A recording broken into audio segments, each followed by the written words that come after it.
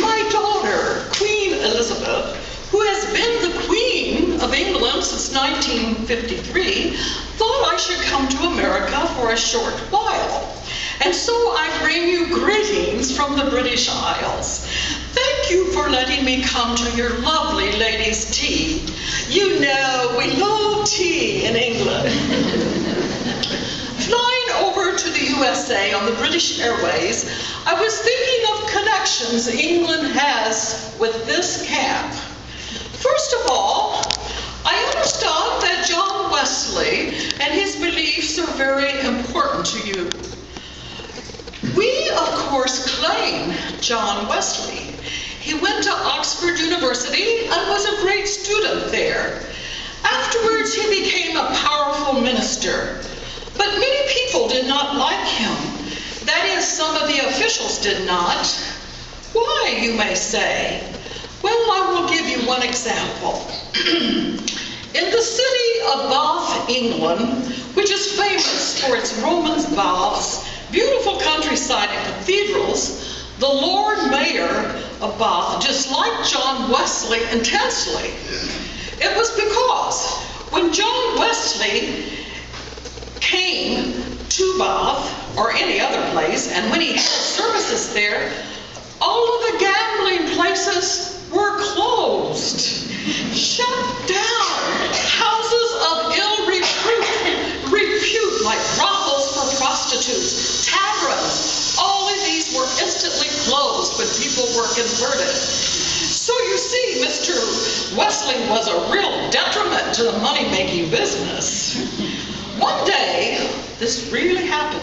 One day, the Lord Mayor of Bath, who was a large, rotund man, and had quite a big stomach, and he was just huge, came face to face with Wesley in an enclosed walkway.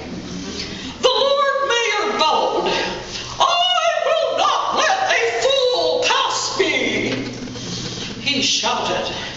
John Wesley, being much thinner, flattened himself against the wall, and being very quick-witted, replied, "I will, go right on." This enraged the mayor.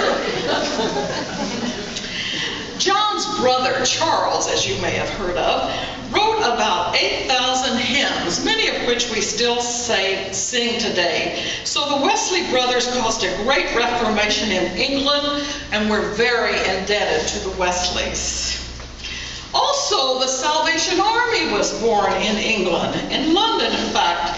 I hear that your camp is associated with this great organization, and they are still doing great work in the British Isles. Billy Graham, one of America's best, has had crusades in England many times. On one occasion, I remember, my daughter, Queen Elizabeth, invited him to speak to the royal family in Windsor Castle. We were very impressed with this man of God. He gave a very simple speech, really, very simple, but with great depth, and we much admired it. Later, we found out that Mr. Graham was so nervous about speaking before the Queen that he left his sermon notes in another coat and had to rely entirely on his memory. But it was a great honor to hear this great evangelist speak. Let me tell you another story. Years ago, I was riding in my royal carriage on a country road when we came upon a lady and her wee son walking along the countryside. Possibly the lad was about 5 or 6 years old. His hair was like spiked up, sort of like they wear these days, stood on end, and he had lots of freckles sprinkled across his nose. He had a very winning smile. His mother whispered, "Son, there is the Queen Mum." The little lad danced about, hurriedly picked a wildflower, strode over to the carriage, and bowed the funniest, quaint little bow I seldom see. "Here, Your Majesty!" he exclaimed in a high, boyish voice. I adored this little lad. I asked my driver to stop so I could find out more about him and find out his name. The little boy said, "My name is David Leader."